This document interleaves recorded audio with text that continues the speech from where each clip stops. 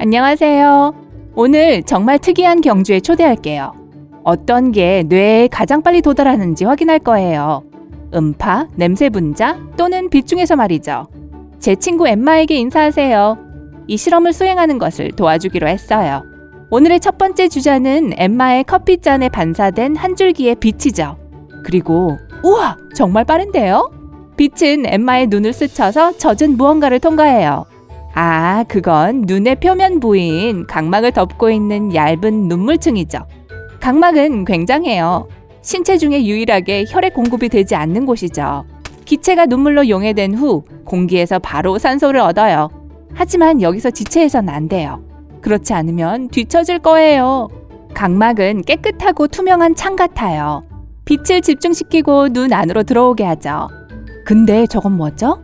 동공으로 들어가는 대신 빛은 한층 더, 조금 더 두꺼운 수분층을 통과해야 해요. 아, 알겠어요. 저건 바로 수양액이라고 불리는 거예요. 전신 수양 같은 거 말고요. 이건 각막과 눈 렌즈 사이의 공간을 채우는 액체예요. 각막이 모양을 유지하도록 도와주죠. 빛이 이 장애물을 통과하는 데는 오래 걸리지 않아요. 그리고 막 엠마의 연갈색 홍채 가운데에 있는 동공을 통과하려고 하네요. 동공은 눈 속으로 깊이 들어가는 빛의 양을 조절하기 위해 크기를 바꿀 수 있어요. 지금 동공은 좁아지고 있고 엄청 빨리 일어나고 있어요. 휴! 우리의 빗줄기는 동공을 손살같이 지나가서 바로 투명한 렌즈를 통과하기에 충분히 빨라요. 이건 카메라 렌즈가 작동하는 것과 꽤 비슷해요.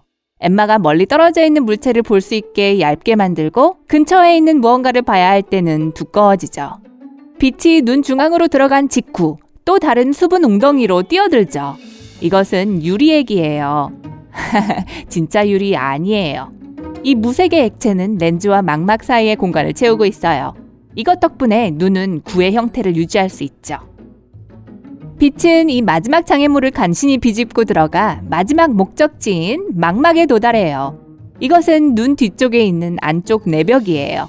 빛이 이곳의 표면에 비춰지는 게 꼭 영화 스크린 같아요. 이런? 우리의 빛이 갑자기 180도 뒤집어졌어요. 왜냐하면 사진이 망막에서는 모두 거꾸로 투영되기 때문입니다. 망막은 빛에 민감한 광소형체들로 가득 차 있어요. 수백만 개가 있죠. 지금은 광선을 전기화학 신호로 바꾸고 있어요. 어지러울 정도의 속도로 시신경을 통해 여기 뇌 뒤쪽 근처에 있는 시각 중추 쪽으로 이동하고 있어요. 짜잔! 뇌는 즉시 이전의 광선을 이미지로 변환시키고 엠마는 커피잔을 보게 되죠.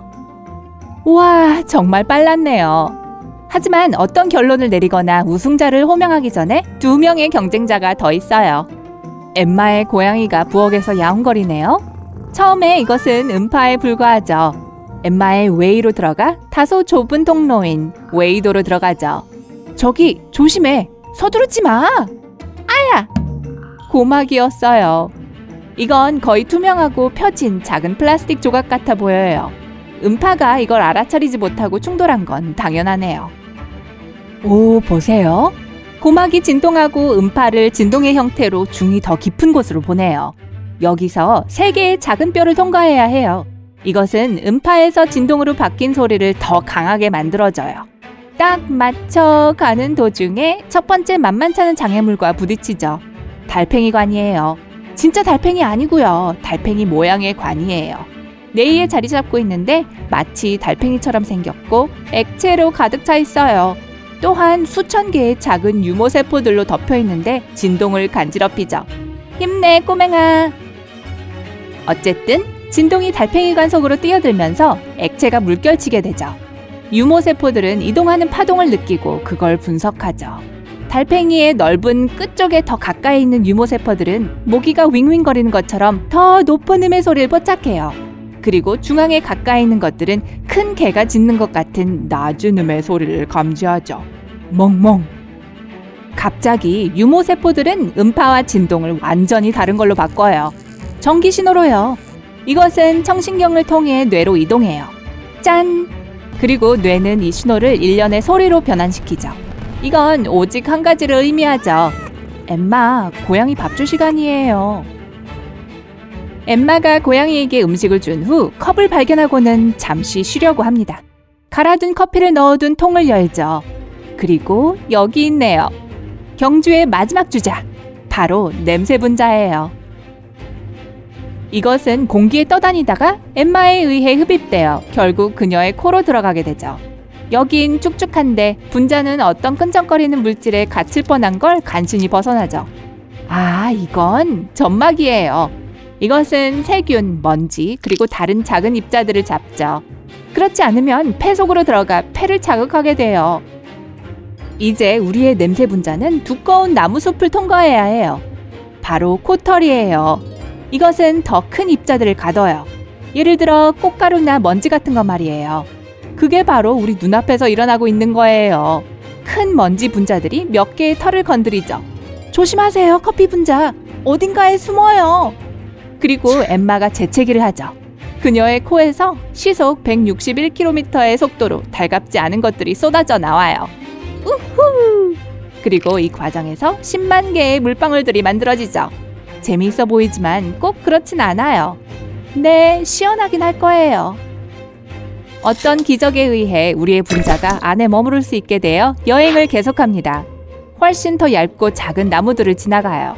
이것들은 선모라고 불리는 엄청 작은 털들이에요. 현미경으로만 볼 수 있죠. 선모는 앞뒤로 물결치면서 입자가 가득 찬 점액을 목구멍 아래로 이동시키죠. 약간 록 콘서트에서 크라우드 서핑하는 것 같지요. 다만 기침을 해서 빼내거나 삼키죠. 하지만 우리의 커피 분자를 놓치지 맙시다. 자체의 크기에 비해 상당히 큰 방으로 들어가네요. 이곳은 비강이고 이곳의 지붕은 후각 상피 조직으로 덮여 있어요. 아, 단어가 어렵네요. 후각은 냄새와 관련이 있는 맵시 좋은 단어죠. 이 조직은 냄새 분자에 매우 민감한 특별한 수용체를 갖고 있어요. 이 수용체들은 매우 작으며 1000만 개 이상, 거의 450종류의 수용체가 있어요. 오, 냄새 분자가 수용체 하나를 건드렸어요.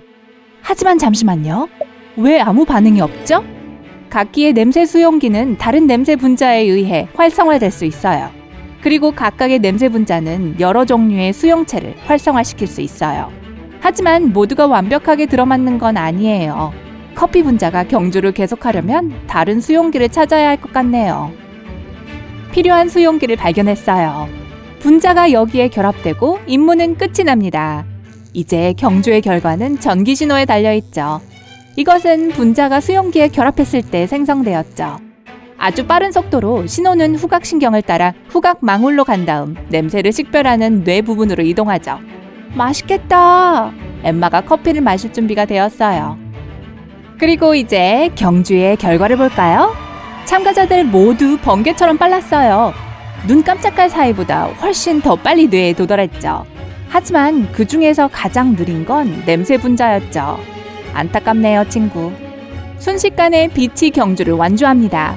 엠마의 눈에 도달하는 것에서부터 뇌에 있는 이미지로 해석되는 것에 이르기까지 말이죠. 액이 더 필요했었나 봐요.